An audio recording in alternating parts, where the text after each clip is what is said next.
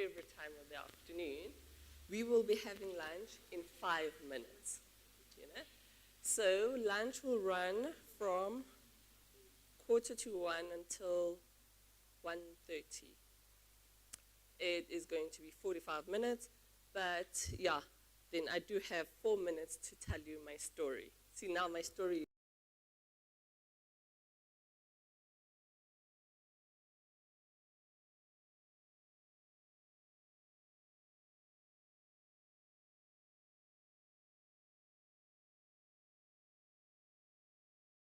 So I encourage my people to get their passports and actually travel.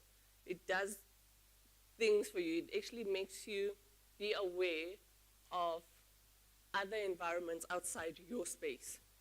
And it also allows you to realize that the world is bigger than what you know.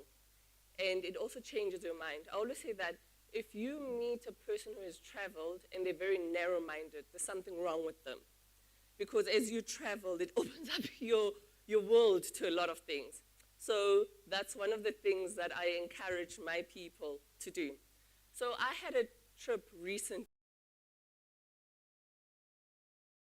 Others.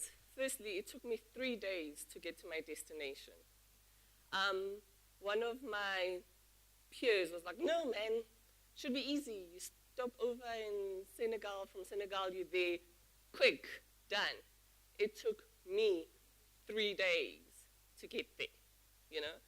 So even when I left, I already knew that my flights were a bit off, but then it got bad. So I left South Africa and I stopped over in Kenya and then slept in Kenya. And my whole story has insights that I want to share with my people. So it's not just a story for the sake of it. So I get to Kenya, and already when I get there, I think it's like 1:30 in the morning. I'm like, what's the point? I'm at the hotel. They're like, must we wake you up in the morning? I'm like, nah, I got this. And the Lord was like, let them wake you up in the morning. So that's another thing, that accept the help that you're given, you know? Don't think you've got it all. No, things can go wrong, and they can go wrong terribly. So I asked them to wake me up and at 5:30, because they insisted that for you to catch your flight, you must be at the airport at 6, and the airport is 10 minutes away. And they're like, we've got a 6 o'clock shuttle, you missed that one, the next one is at 6:30, so you'd better make sure you catch it. And that's just another thing that we need to start practicing, respecting time. The world does not wait for you. It doesn't. 1,300 hours is 1,300 hours. It does not become 13:50 or 13:45 because you are just late. Respect time. So true to that, my alarm goes off and the hotel wakes me up. I'm like, cool, get ready, shower, go. Yes, I'm at reception because you have to check out. So I'm at reception at 5:50. I don't know how I managed to get ready in 20 minutes. I'm there, cool. And then I took it for granted when they said you need to be at the airport at 6 for you to catch your flight. I thought they are exaggerating. It cannot take that long. Cool, get into the shuttle, get to the airport. I was shocked. The airport was full. It was full. I cannot even say it was a queue. A queue suggests that it is a line, and there are people in that line, and they go, it was a crowd that was trying to check in. And you first stand in the crowd before you even figure out which airline you're going to. It was full. And then I realized you have to respect the people who know the environment or who know the journey. I heard this expression, Mati, indlela ibuzwa kuwaphambili. I know you got me. So that means that there are people who are more knowledgeable than you. There are people who are wiser than you. And there are just people who plain straight know more than you do. So accept that someone knows better than you do and take that insight. Because if I had said, no, man, you just need to be at the airport 2 hours before it wouldn't have worked. Nonetheless, that works. I leave Kenya, life is cool, and then I stop over in Ivory Coast. My itinerary did not show that we have to stop over at Ivory Coast. So, just how? Where am I? You know? Because I'm like, why are we stopping over? And I know we have to refuel. I was like, okay, I was not expecting the refuel, and other people get on. And I actually even had a bit of a chuckle. I was like, do you realize that somebody can actually get off in the wrong country? Because the plane stopped, and people are grabbing their bags, and they're going. But if it's not your stop, it's not yours. Sit and be comfortable in the discomfort. Because it's uncomfortable to not know what is going on. Because we were not informed. And then it's just there, like, I forget the name of the airport, because they just said the name of the airport. And the more you travel, the less English is used. In English, they give you one line. In French, they give you a paragraph, so you get the one line. Nonetheless, I said, and then I actually asked. I was like, where are we? And I had to humble myself and actually ask, where am I? It's not the first time I'm traveling. Even if it was the first time traveling, that's neither here nor there. If you are unsure of something, ask. There is no shame in asking. It does not mean you're stupid. It does not mean that you know less. It does not mean that you're less intelligent. It does not even mean that you didn't read your itinerary, because it was not there, Ask. I asked, and they're like, no, we're just refueling. Cool. And then, I start doing maths in my head, and something that happens to Lwazi, time differences can throw you off a bit. I was like, I'll cross that bridge when I get to it. So we leave Ivory Coast. And then I told you guys my journey was a 3-day journey. Then I go to Senegal. Yes, I get to Senegal. Now my chain of flights ends in Senegal. I literally now have to take on a different flight. Because when you have a chain, at least you're like, I hope they wait a bit, because there are some people who are like me on this flight, so they can wait for us, and then you have to run through the airport. This time, the chain was broken. Get to Senegal, and once again, you have to go through passport control. It was a sea of people. If you thought Kenya was bad, Senegal was worse. I got there, and I was like, Lord, what am I going to do? And God grants you wisdom. Not sometimes, you have to be wise. I think sometimes as children of God, we become docile. It's like, I'll eventually get there. It was like, no. I was like, excuse me. Half of the people can't understand me. It doesn't matter. And then I see this military guy, and I'm like, there's a universal word. In transit is in transit. Doesn't matter what language it is. Show my passport in transit. And I'm like, now. Then I show him I don't have a boarding pass at the time, so I have my flight, my confirmed flight. I'm like, I need to go, and we're all checking the time, and he's like, come. So, they've got all the turnstiles. I'm crawling under the turnstiles. I'm running, and he has my passport. And I'm very aware of who has my passport. Because in that country, the only thing that stands between me and a lot of things is my passport. And a lot of us tend to give away our passports too freely, Whatever your passport is, it's something that needs to be treasured, guarded, valued, protected with your whole life. So I'm watching this guy who has my passport because if I lose him, I won't be able to communicate who he is, and I won't know what to do, because then I'm stuck, literally stuck. So I follow him with my passport, we run, and then does the fingerprint stamps, I go. Now I'm checking time, I'm like, I will make my flight. I'm running, get to where I collect my bag, because I told you my journey ended there, so I needed to get my bag. I waited 45 minutes for my bag. In that 45 minutes, I prayed. There was a point where, oddly enough, I was wearing this watch. I looked at it, and I'm doing maths in my head. I'm like, because I'm one of those, wherever I land, I manually twist my watch to align with the country. I don't rely on my cell phone, because sometimes the cell phone, as I said, the cell phone doesn't synchronize. So that's another thing. Plan, take responsibility, and take charge of whatever you have to do. So I'm doing maths. I'm like, okay, I could still make it. Check-in closes at this time. And you start negotiating these things. I'm extremely frustrated because my bag is not coming out. I'm one of those people that, remember I asked security to let me go through first, through passport control. Now, everybody has come out. It's so bad that even the cabin crew is now standing there. They're the last to leave the plane. I'm like, even cabin crew is here. My bag is still not here. I cannot communicate. Bags are coming out, but not mine. And this is usually what happens in life, that everybody gets something.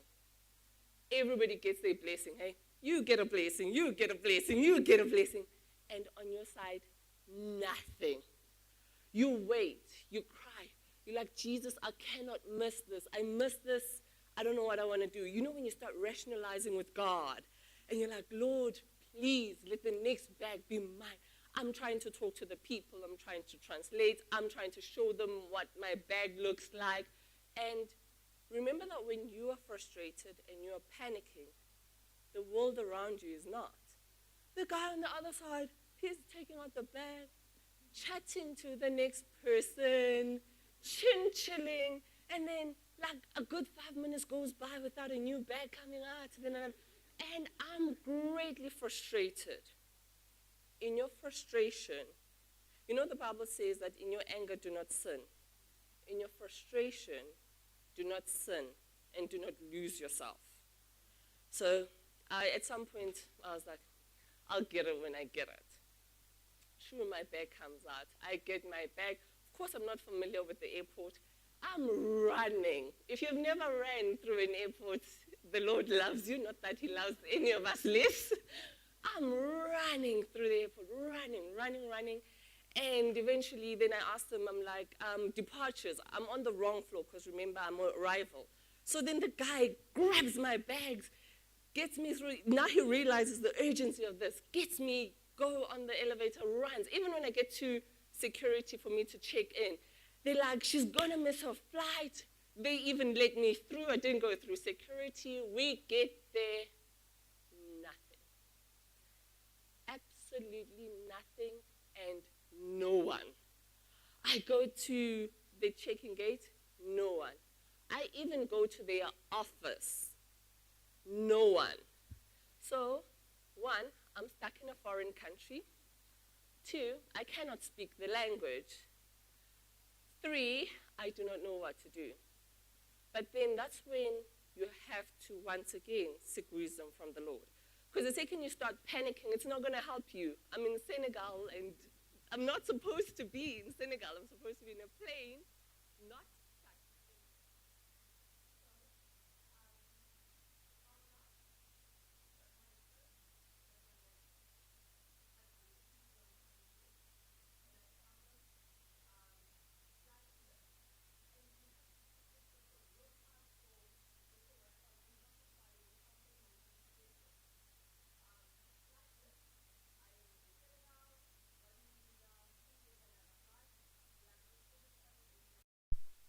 Later they get back to me, they're like, sorry, you will have to sleep Senegal.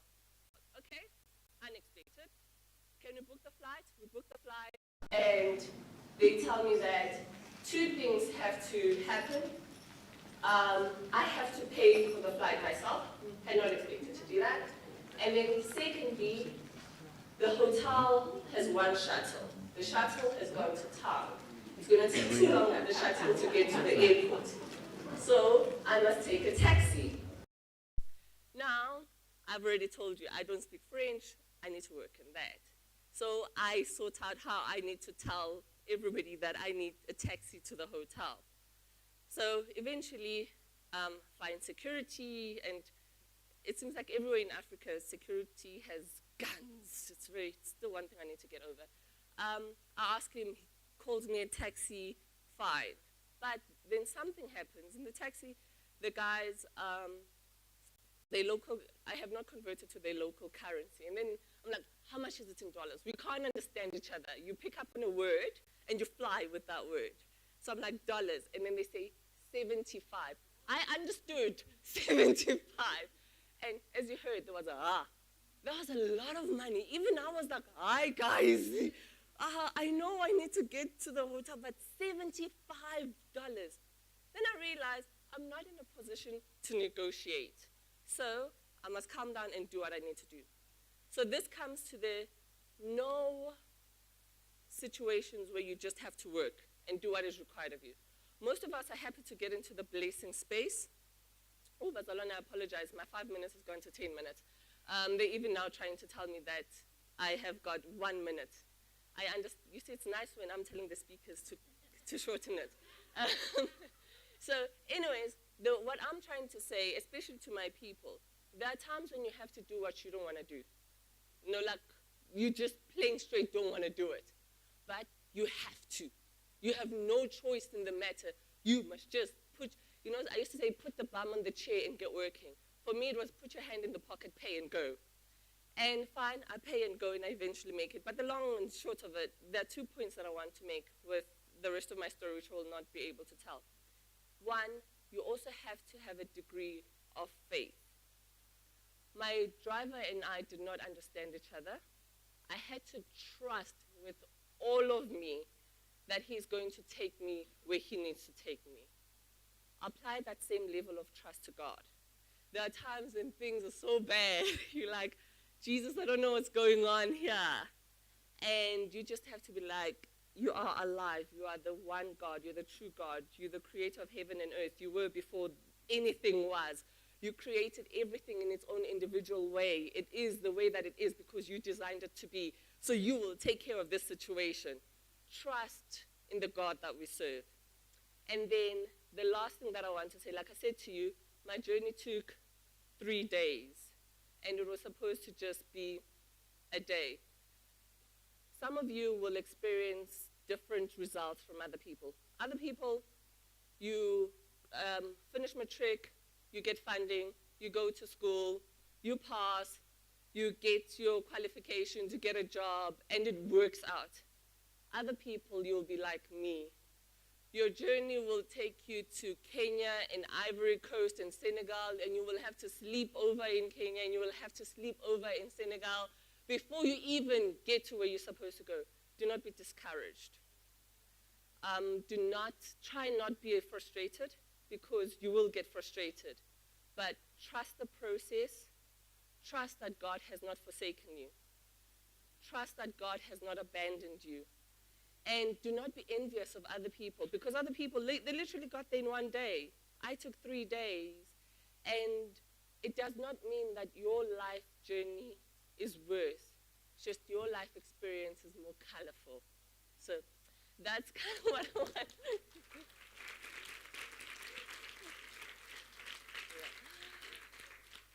So that's really what I wanted to share, to say there's a lot that has been said here. And if you listen, it's encapsulated in every speaker. You just have, excellence is key. Hard work is key. Keep your composure. Remember that you're a child of God, even when you're frustrated. Imagine if you're frustrated and start cussing at people. Remember who you are and who you serve. And in everything, trust that God has the path laid out for you, even if yours is like this, you know, because some of our paths are like that. It's okay. It is your path. So thank you very much for hearing my story and us getting through to the first half of this program. We will now break for lunch, and I apologize. I did take 10 minutes of your time, so I will give you 10 minutes back. What did I say we have to come back at? Can we please come back at 1:45? Please. And when I say come back, can you please be seated at 1:45, you know? Because now then, Debucho has a lot to catch up on. Can we just close our eyes for a second and I just bless the food? Lord Almighty Savior, we thank you for a meaningful morning.